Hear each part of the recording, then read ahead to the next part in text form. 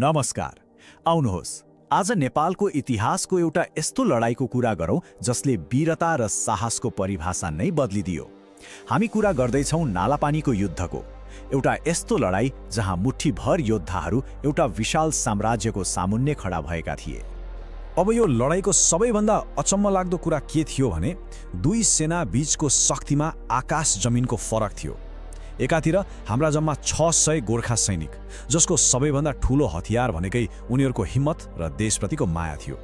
अनि अर्कोतिर 3500 भन्दा बढी ब्रिटिस सेना, जोसँग त्यति बेलाका सबैभन्दा आधुनिक तोप र बन्दुक थिए। सोच्नुस् त, यस्तो अवस्थामा नतिजा के हुन्छ भनेर अनुमान लगाउन खासै गाह्रो थिएन हैन र?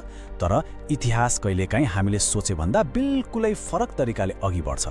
त्यसो भए यो असम्भव जस्तो देखिने लडाईँको अन्त्य कसरी भयो त? यो कथाको सुरुवात हुन्छ एउटा सानो किल्लाबाट, जसले एउटा विशाल साम्राज्यलाई नै चुनौती दिने हिम्मत गरेको थियो। कुरा हो एङ्ग्लो नेपाल युद्धको समयको, जुन सन् 1814 देखि 1816 सम्म चलेको थियो। यो युद्ध हुनुको मुख्य कारण थियो ब्रिटिस इस्ट इन्डिया कम्पनीको आफ्नो साम्राज्य फैलाउने नीति र नेपालसँग बढेको सीमा विवाद। ब्रिटिसहरूको उद्देश्य एकदमै सिधा र स्पष्ट थियो। उनीहरू नेपाली भूभागमाथि कब्जा जमाउन चाहन्थे र नालापानीको किल्ला उनीहरूको यो योजनाको एउटा महत्त्वपूर्ण निशाना थियो। हरेक महान लडाईँमा जस्तै यसमा पनि दुई प्रमुख पात्र थिए, दुई सेनापति जसको सोच्ने तरिका र शक्ति बिल्कुलै फरक थियो। गोर्खाली सेनाको नेतृत्व गरिरहेका थिए वीर बलभद्र कुँवरले। उनको सेनाको शक्ति हतियार होइन, बरु कहिल्यै नझुक्ने अठोट र देशप्रेम थियो। अर्कोतिर ब्रिटिस सेनाको नेतृत्व मेजर जनरल रोलो गिलेस्पीले गरेका थिए, जसलाई आफ्नो विशाल सेना र आधुनिक हतियारमाथि पूरा भरोसा थियो।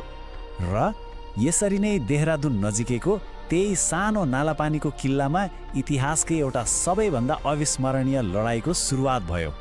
अब संख्यामा यति कम भएपछि गोर्खालीहरूले किल्लाभित्रबाटै लड्ने रणनीति अपनाए।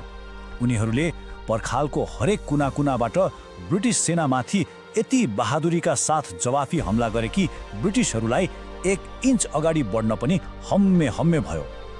लडाईँ यति भयानक भयो कि आक्रमणको नेतृत्व गरिरहेका ब्रिटिस मेजर जनरल रोलो गिलेस्पी आफै मारिए। यो ब्रिटिसहरूका लागि एउटा ठूलो झट्का थियो, उनीहरूले सोच्दै नसोचेको कुरा। आफ्नो मुख्य कमान्डर गुमाएपछि त उनीहरूको मनोबल नै टुट्यो। सिधै लडेर गोर्खालीहरूलाई हराउन नसकेपछि ब्रिटिसहरूले एउटा अर्कै निकै नै क्रूर तर प्रभावकारी चाल चाले, जसले युद्धको पुरै मोड नै परिवर्तन गरिदियो। उनीहरूले के गर्यो भने किल्लाभित्र पानी जाने एउटै मात्र स्रोत थियो, त्यसलाई नै बन्द गरिदिए। अब यो लडाईँ हतियारको मात्र रहेन, यो त धैर्य र सहनशीलताको परीक्षा बन्न पुग्यो। किल्लाभित्रको अवस्था एकदमै दर्दनाक बन्दै गयो। सैनिक मात्र होइन, उनीहरूका परिवार, महिला र बालबालिकाहरू पनि तिर्खाले छटपटाउन थाले। यस्तो बेलामा ब्रिटिसहरूले आत्मसमर्पण गरे, सुरक्षित जाने दिने प्रस्ताव पनि राखे। तर कमान्डर बलभद्र कुँवरले झुक्नुभन्दा मर्नुलाई श्रेष्ठ ठाने र आत्मसमर्पण गर्न ठाडै अस्वीकार गरिदिए। र अन्तमा जब किल्लाभित्र एक थोपा पानी पनि बाँकी रहेन, तब पनि उनीहरूले हार मानेनन्। बचेका लगभग 70 जना गोर्खालीहरूले हातमा खुकुरी लिएर जय महाकाली आयो गोर्खालीको नारा लगाउँदै किल्लाको ढोका खोले र दुश्मनको घेरा तोडेर बाहिर निस्किए। आत्मसमर्पण गरेनन्। हो, किल्ला त गुम्यो, तर यो घटनाले युद्धको परिणाम मात्र होइन, इतिहासमा वीरताको अर्थलाई नै एउटा नयाँ आकार दियो, जसको असर आजसम्म पनि हामी देख्न सक्छौँ। त्यसो भए आखिरमा भयो के त? ब्रिटिसहरूले किल्ला त कब्जा गरे, तर त्यो एउटा रित्तो किल्ला थियो।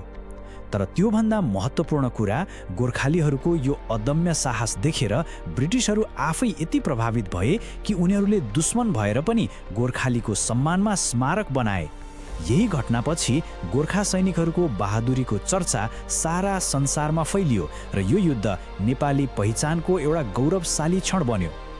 र यो कथाले हामीलाई एउटा निकै शक्तिशाली पाठ सिकाउँछ। यो भनाइले नालापानीको युद्धको सारलाई बताउँछ।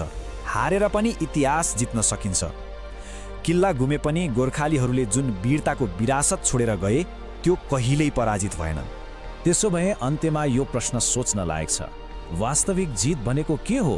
कुनै जमिनको टुक्रा कब्जा गर्नुलाई जित भन्ने, कि यस्तो विरासत बनाएर जानुलाई जसले आउने कैयौं पुस्ताहरूलाई सधैँ प्रेरणा दिइरहोस्?